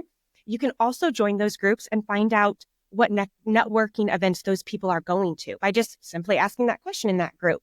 To look at other opportunities outside of the chamber and the BNI. There's tons of small kind of grassroots networking events that you can attend. And a lot of times I've seen students go to some of those and then they get asked to come in and do a presentation about hiring a virtual assistant or hiring a social media manager. And there's an influx of clients coming to them that then they share to our job community. So personal network, Facebook groups, doing the local events, but then also direct outreach. I hear a lot of times direct outreach, when done wrong, gets the worst vibe ever. But when done right and done in a way that isn't copy paste to everyone in every business you know, when it's done right, maybe not even pitching in that first thing, hey, hire me, but just asking the simple question of introducing yourself, building and establishing your rapport, and then asking the simple question, do you by chance have a need for someone to help with XYZ? If so, I would love to connect, blah, blah, blah, blah, blah. That is a great way to connect with these businesses as well. We just saw a student like last week land a client for 20 hours of support a week from reaching out, direct outreach. And we see that constantly. So all these variety of ways, still great strategies to connect in and lean into landing those clients moving forward. Sweet. I think it's my turn. Yes. Okay. I have two that I was thinking about. I did a VIP intensive with a client. She's like a brand designer. And she told me, she's like, I've been pitching cold on LinkedIn and it's working. I'm like, what? Show me. She literally will record a Loom. Love Looms, right? So a loom.com. So she basically records a Loom of like auditing a cold person's website and showing them all the ways that she would like elevate it if that would be of interest to this human. And shockingly, people, because the curiosity, like somebody recorded you, like they can't, maybe they think they'll ghost you, but then if you have like, email tracking, they're like, click link. You're like, I know you clicked on the link, but they'll watch the Loom. And even if they don't have a website, refresh on their plan for 2025, if they're impressed with you, like if you can show versus tell, right? Don't tell them, show them if that's applicable for you. So she was showing them. And even if they weren't interested in a web refresh, they were so impressed with the Looms that they were passing her Looms to their friends. So I thought it was freaking brilliant. And she's landed some big contracts. And I was like, damn, that's really smart. The second tip that I have, and I think this is me personally expressing some of my own previous service provider trauma, because I have had some incredible people and then I've also been done dirty. And I know that you guys have been as well by great clients and then really bad clients too. So it goes both ways. There's trauma on both sides. I think the thing that I told myself in 2024 that is going to be like a non-negotiable walking into 2025 is like, I will sign to no one's long-term anything unless we have a date. Don't even ask me. Don't show me a retainer. Don't show me your 6-month, 12-month, anything. Like don't do that unless you and I have already built something or done something. And so even if it's not listed on your website for like an hour consult or an hour of service, I will literally pitch myself to service providers saying, hey, can we work together at least for 60 minutes first? So may I suggest that you actually put that on your website? It's like going to the food court and like put the chicken teriyaki on the stick, damn it, before you give them the platter option. So go to your websites right now and offer that like chicken teriyaki sample. It could be 30 minutes, it could be 60 minutes, whatever is applicable to you. And then here's the tip though. Here's the fun that this is what works really well, because I do believe in recurring revenue, is tell them that if they're super happy with the 60-minute or the whatever teaser that they paid for, you'll roll into their retainer as a credit. So I will very often, I'll do like, power hours. You can pay me over $1,000 for that hour, which seems really steep. Yes. But then when I say, oh, but I have a $15,000 package, I'll just roll that credit forward. Like, it just, you know what I mean? Like, it really works very well. And so that would be my advice to you, is give them that teaser of service. And then they will feel like they're getting a sweet deal that you rolled it into a reoccurring product, which is in your best nature and best situation. The reason I'm going to bring this up too is that two things. For me, I get to figure out if I like you. But more importantly, as a service provider, you get to figure out if I'm like batshit crazy. Nobody needs anything right now, okay? And I think we need to stop the trauma. And so how can you know if you really want to work with somebody unless you've had a taste behind the paid wall? Who somebody is before the paid wall and who somebody is and how they treat you behind the paid wall is very, very different. And I think you deserve to know who you're getting into service bed with before it's too late. Yeah, that's all my trauma on display. Sorry. All very, very good. In the spirit of show, don't tell, the one way that I believe that will help all of us, and it's something I teach because I am passionate about it. If you are introducing something new or a new model to people who haven't necessarily experienced working with a service provider, an independent contractor, a freelancer, a fractional anything, then you might have to educate them. And I believe one of the most powerful, underutilized ways of doing that is your case studies. If you have a client right now, start documenting the progress that you are making. Start talking numbers. Start looking for numbers. Start getting anecdotal feedback. That is all you need to create a case study. You are going to use that case study when you meet people face to face, when your friends pitch on your behalf, as Michaela was talking about.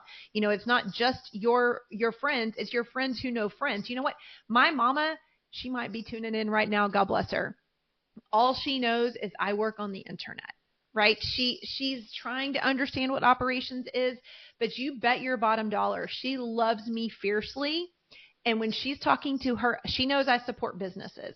So when she's talking to businesses, even if I'm with her, right, she's like, this is my daughter and she works with businesses. She doesn't know what I do. If she had a case study to say, this is what she does, this is the difference that she makes, now that lead actually becomes a real lead. It becomes tangible for the person. So I believe case studies are way, way underutilized, and you all should be working on them. The other thing, this seems like a no-brainer, but it is missing all over the internet. We are in the digital age. Hello. If somebody is learning about you, they are Googling you first. Figure out.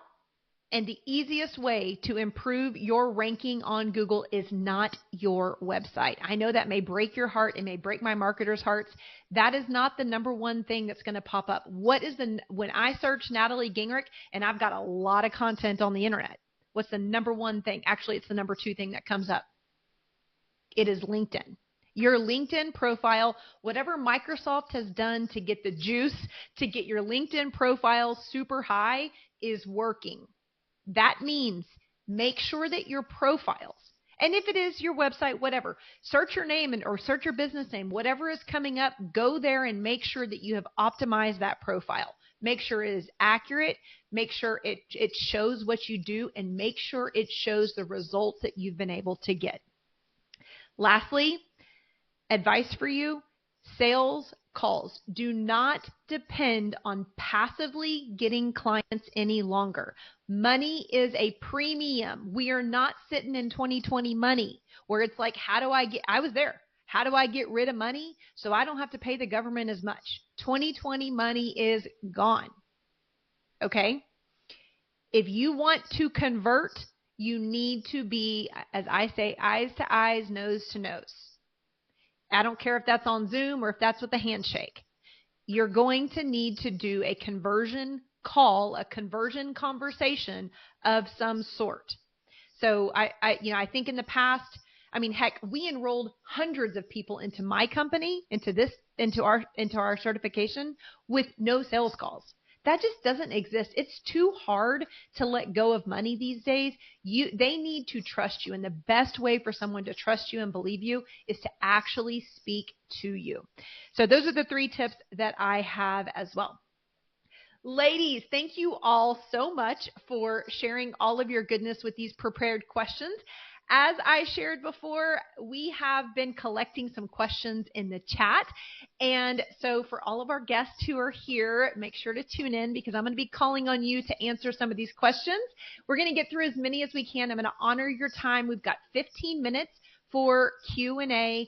Thank y'all. We have 184 people live with us, friends. I don't know if you guys can see that here, but we have had as many as 264, and we are at 184 right now. So thank you all for leaning in, for letting us know that you care about this, for allowing us to share space with you. I'm going to honor our time, and so we're going to stop at the top of the hour at noon. I'm going to start with our first question from Val and Abby. Ashley, this is going to be a question for you. She's looking for advice and best practices to get her VA business going while she's also working full time. I believe a lot of us started, or at least a couple of us have started our own businesses while being full-time because that's the safe way to exit, right? We're building an exit plan. We're starting to increase the revenue that we're able to bring in and hopefully become less dependent on the full-time income that you have. So what are some tips that you have, Abby? Oh my goodness. I love this question because we've seen so many people be able to quit their 9-to-5. And I think first, number one, mindset. No, it's okay if it takes a little longer than all the flashy stories. I sold out my services in 2 weeks and all of that. Like, that's great. And you have no idea if that person was committing 80 hours a week to do it. So just, again, let your pace be your pace. If it takes you, 2 months, 6 months, a year to get there, but you're living your freedom life at the end, it's pretty much worth it, right? So that's number one. So what I recommend for people, and it always depends. Are you the sole earner of your family? Do you have to provide your own health insurance? There's a lot of intricacies that I don't know about your specific situation, but you need to know basically, like, what I tell people to do is to come up with their freedom number. Okay. And so I want you to, as you are building your business in the nooks and crannies of your time, waking up early, asking mom to watch the kids on Tuesday night so you can have 2 hours, whatever, wherever you're finding those times to work on your business. Once you actually start getting clients, right? Again, it's going to have to work in the nooks and crannies. So you may find in your time, I can take on one 20-hour per month client at $600 a month. Okay. That'd be like a $30 an hour rate for a general beginning VA. That's fine. Right.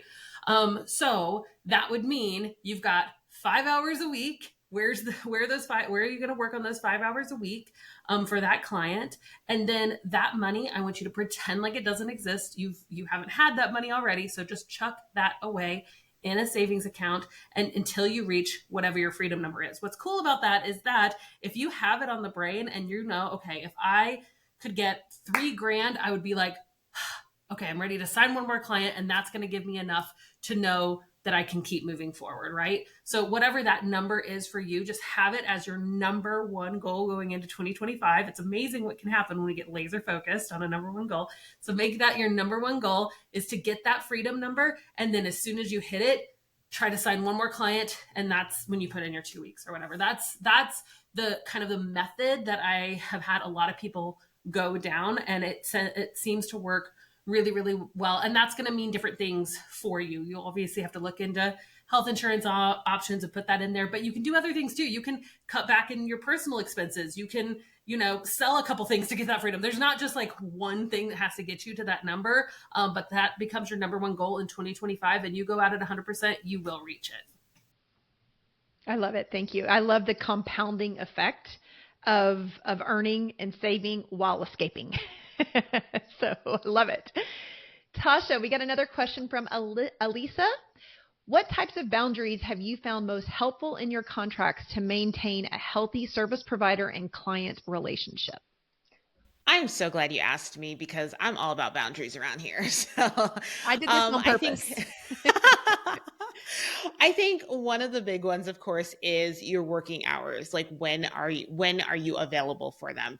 Another one that I really stick by is also around my vacation time. I like to take a lot of time off. And so in order to do that, letting clients know early and often what that's going to look like for you is super important. And reminding them if you have like a weekly wrap up, something like that, that would be helpful as well. And then the last, that one that I think is super, actually, no, there's two more. I lied. The other one is communication channels. With me being somebody that has adult ADHD, it's super important that I stay organized. And so when I started as a tech VA, my clients were like DMing me on Facebook, and like texting me. The way or the reason that I have such strong boundaries now is because one morning on a Sunday at 7 a.m., I had a client call me. And I answered because I was like, who was calling me at 7 a.m. on a Sunday? And it was, she had like a question that could have been asked on Monday at like 9, 10 a.m. and reasonable hours, but she called me because she had access to me. So making sure to put it in your contract where different types of communication happen, I think is super important as well. And then the last one is specifically for those agency owners or people who have teams, being very clear to your team about how best to work with you. So having boundaries about how you like to receive information, what works for you in terms of how they communicate to you. I had a team issue 2 years ago that basically almost made me like shut it all down and turn everything off. And when I look back on it, it was because I wasn't clear about how I communicate and how I need people to communicate with me. So things like sending me Voxers over 5 minutes, absolutely not. Things like sending me emails that have long paragraphs and no bullet points and no action steps, I cannot. You will never receive a message back from me. You will never receive a email response. So letting people know how you can best show up as your best self by giving them the boundaries that are important to you that help you show up as your best self, I don't think is selfish. I think is supportive and serving your clients and your team if you have one as well. Oh yes, I love Voxer. And I can violate my own rule of this, but when I get really, really, really long Voxers, I'm not excited to listen to it. It's one of those things I put off and put off and put off. So now I am not a concise Voxer, so I apologize. But when I first get that, it's like, oh goodness, that's an 8-minute message, and it just delays it. Where honestly, if they left me 8 1-minute messages, I'd be like, oh yeah, oh yeah, oh yeah. And I'm more of just like, I don't know if that's just my style. So it's very, very important always and forever to communicate how you work best. And it just because you're the service provider doesn't mean that you can't share that stuff, right? It's not the client that always has to dictate it. Just make sure that you fully understand both, and you're working with people that respect you and you respect them. Next question we have is from Jessica. Jessica, and this is for you, Sarah, to answer. What is the top skill that you think service providers should expand on in 2025? Well, I'm going to piggyback, Natalie, right off of what you said earlier in today's session, and that is strategic planning. I think there's nothing more important than, and I think strategy is such an intimidating word. I know it was for me. Like I have this horror story from corporate when my boss was like, come up with the strategy. And I was like, So I think especially as online business managers, when we're aware of the client's goals and their vision, we can really help to strategically plan for them. Because again, this goes back to what I was speaking about, metrics and being able to identify those key performance indicators that are going to measure the success in whatever your client is doing, it really all comes back down to planning. And I know our community, and I know a lot of service support professionals are really organized individuals, and we know how to plan and we know how to do a lot of these things. So I would say that getting more confident, and obviously confidence comes through doing. So being able to do things that help to enhance your strategic planning skills. And, we do a lot of this. This is actually a really core component of OBM school, because I recommend, I saw somebody mentioning in the comments, just like what kind of services, or do I offer tiered packages? I'm like, start with a breakthrough strategy session, start with a planning session, start with a dating project, because there's nothing more, I think, upsetting for service professionals when we lose clients or when it's not a great fit. So I think if you can become more, and again, a lot of us have these skills. We just don't think they're as beneficial or as important. But I know as an OBM, that is my number one shining skill, is my ability to strategize with clients. And that's a big part of being an OBM. And I think being any good service support professional is knowing how to plan and how to keep your client on track. Yeah. Yeah, I think that when you own the fact that you are a strategist, number one, you create tenure, you create longevity with your clients, you create a lot of trust.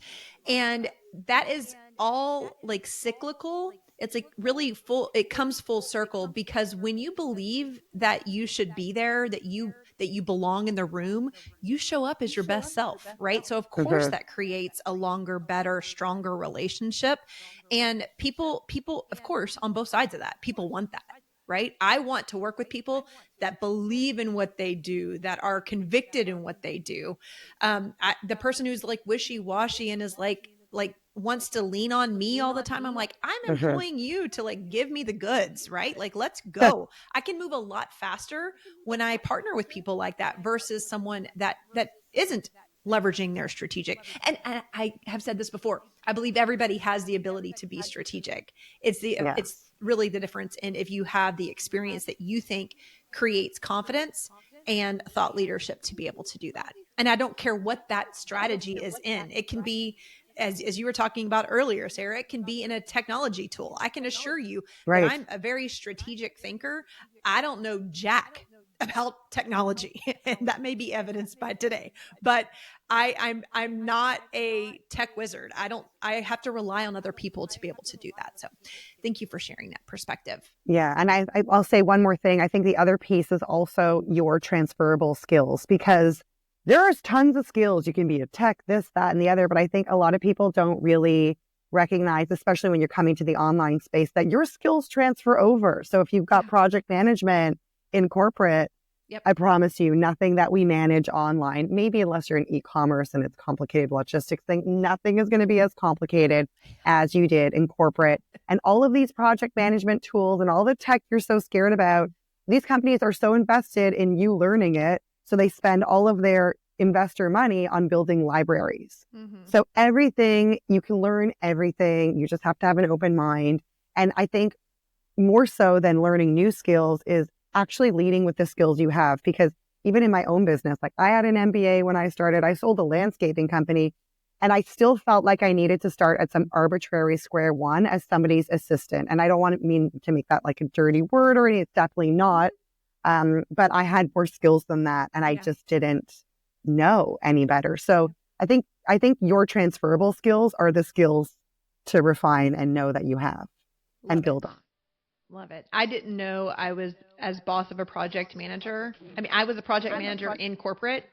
And when I came into my own business and was doing project management, I totally underestimated and undervalued the actual strength that I had, because it was just, corporate is so different. And anyway, there is one more question I want to get through. And Emily and Veronica, I'm going to challenge you guys to 30-second responses. I know Veronica's like, "Ooh, how am I going to do this?"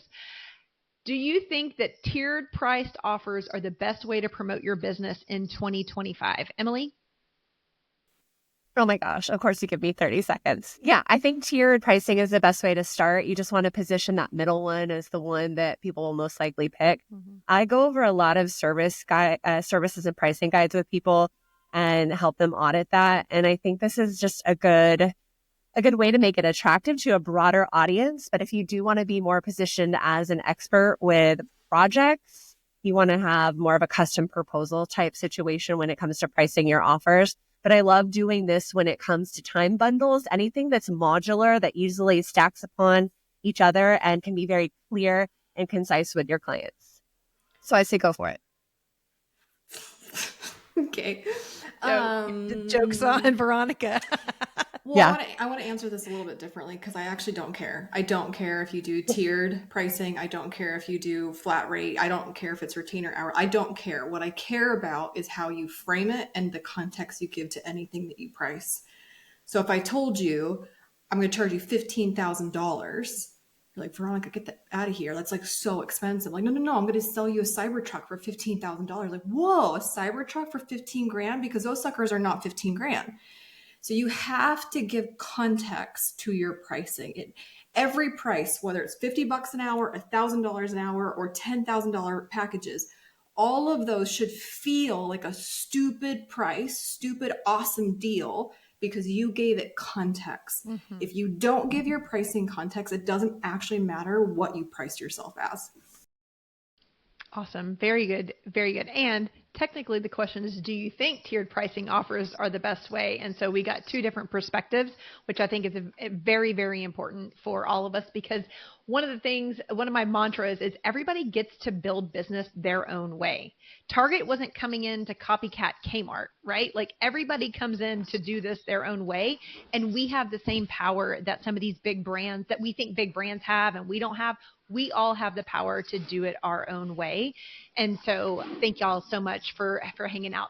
Well, friends, we are wrapping up. We are officially, releasing the State of the Union for service providers for all of you. If you were listening along with us today and you were like, oh goodness, I want to go back and hear this, we will have a replay for you, but we're also going to make this available to you in an audio format. It's going to be broken up into two different episodes for you all. And before we drop off, wherever you found out about this, and we'll make sure to include this, but we want you to make sure that you follow along with all of these other women here on this panel today, because collectively, I believe in bringing lots of perspectives together. Some people may look at this group and say, oh my goodness, that person sells the same type of course as this person or does the same type of certification.